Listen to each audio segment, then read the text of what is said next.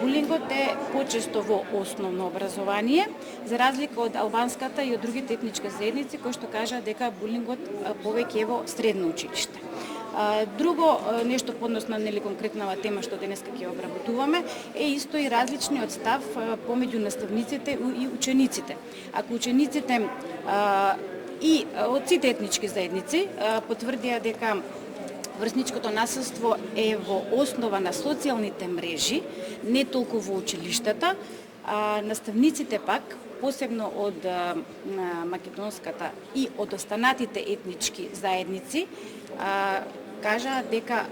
поголем процент, тоест по основ за врсничко насилство е етничката припадност, за разлика од албанските наставници кои што кажаат дека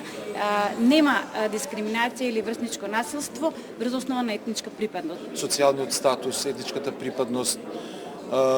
лошото воспитание од дома, воспитување, имаме доста,